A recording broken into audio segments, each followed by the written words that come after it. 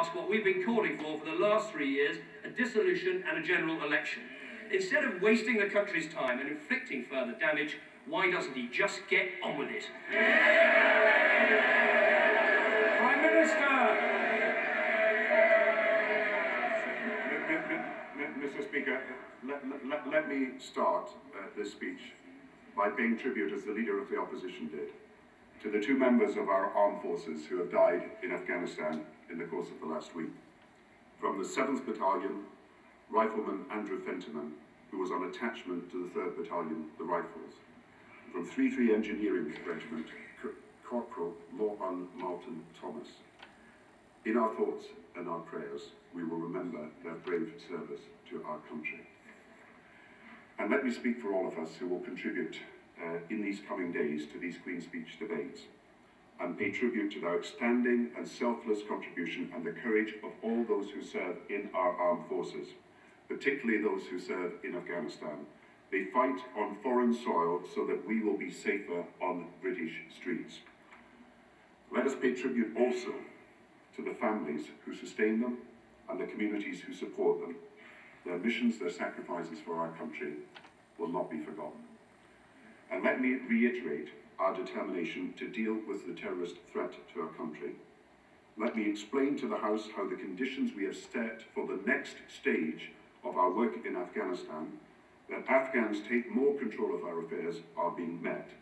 And let me explain that while our strategy is exactly the same, to defeat Al-Qaeda and to make sure that the Taliban cannot return to power in Afghanistan, the approach that we are taking after the McChrystal report and after the pressure that we have brought to bear in the last 18 months for a change, that pressure is being brought to bear in an effective way. So yesterday, I spoke to President Karzai.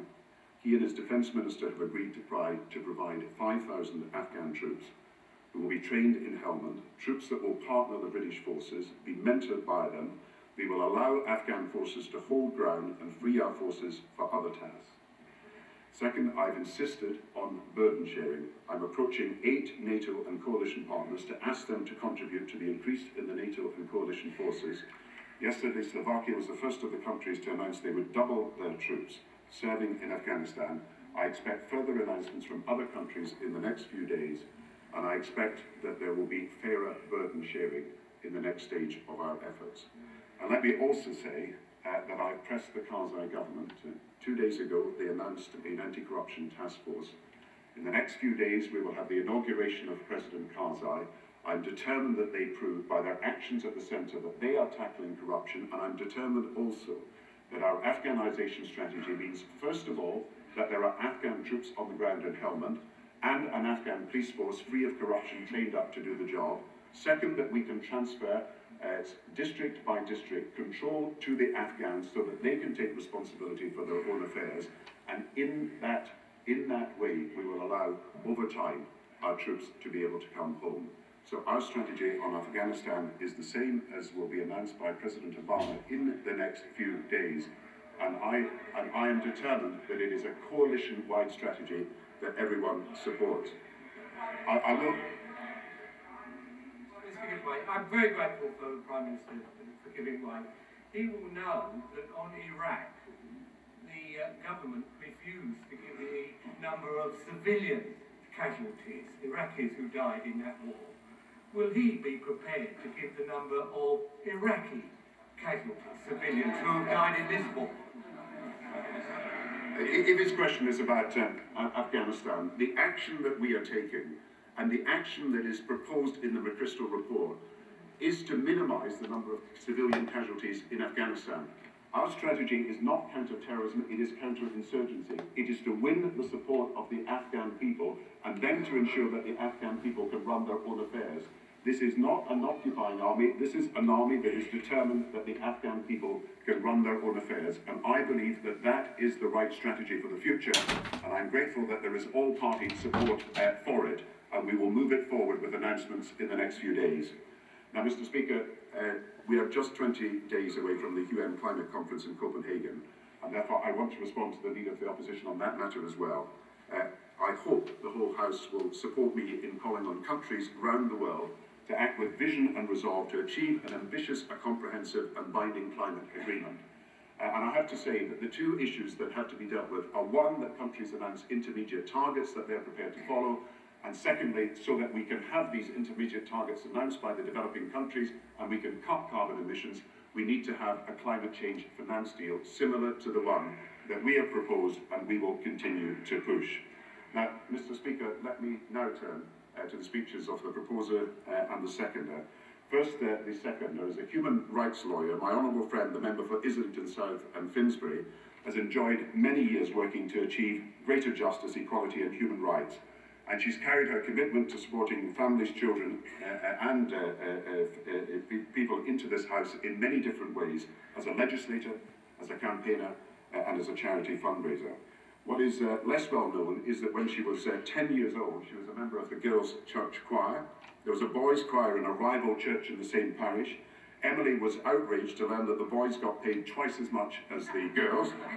So when the Equal Pay Act came in, a very young future Member of Parliament wrote to the rector of her church to demand that there be equal wages for girls and boys.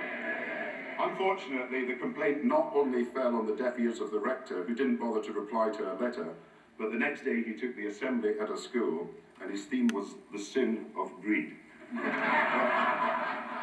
Mr. Speaker, redress follows in the Equalities Bill we are now bringing to the House of Commons. In 2007, as the Leader of the Opposition mentioned, she joined this cross-party group of MPs raising thousands of pounds for charity.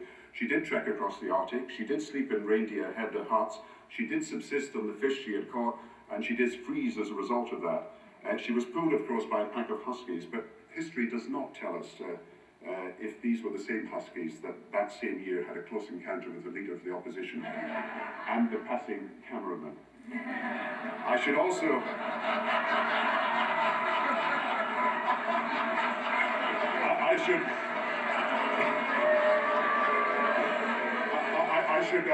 I should also highlight the valuable role she has played as Vice Chair of the All-Party Cycling Group, and she mentioned this herself. The work she does to make cycling easier and safer. I'm pleased that she has many fellow members in this group on the opposite side, but she does assure me when she travels to Westminster by bike, she does not add to, but cuts pollution. There is no car travelling behind. Mr. Speaker, my right honourable friend, the member for Holborn and St Pancras, was such a strong and respected campaigner against apartheid that he, and many people will not know this, he is respected as one of the people who in 1964 stood in protest outside the South African embassy when Nelson Mandela was imprisoned. And he was again there in 1990 celebrating the day that Nelson Mandela was released. A consistent campaigner on behalf of the anti-apartheid movement who makes us very proud of what he's achieved over these many years. When my right honourable friend first became Secretary of State for Health, plans were already advanced to stage the Buckingham Palace garden party that he mentioned to celebrate the 50th anniversary of the NHS. Having heard his speech this afternoon, he has such famous constituents that we might be forgiven for thinking that he would have invited them to Buckingham Palace to celebrate this event. But the new Secretary of State for Health caused a huge offence by insisting on holding a ballot of all 1 million NHS staff to decide who should attend. And as a result, hundreds of NHS porters, cleaners, ancillary staff, nurses and technicians found themselves with the Queen at the garden party and there for the first time. Some colleagues warned the Secretary of State for Health that the Palace might frown on such idea. What they didn't know was that the Secretary of Health had cleared the idea in advance with Her Majesty, who also supported the idea. As a lifelong friend of the NHS, including his successful period as Health Secretary, he was once invited to Great Ormond Street Hospital in his constituency to be Father Christmas. And not to put too fine a point on it, who better for the part of Father Christmas?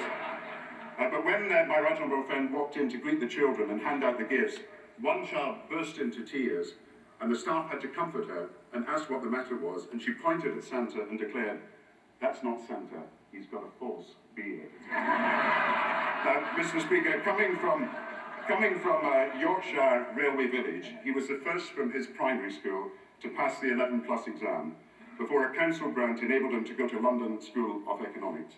And I believe that his whole life as an MP and as a minister has been a determination to give the same opportunities that he was able to enjoy in education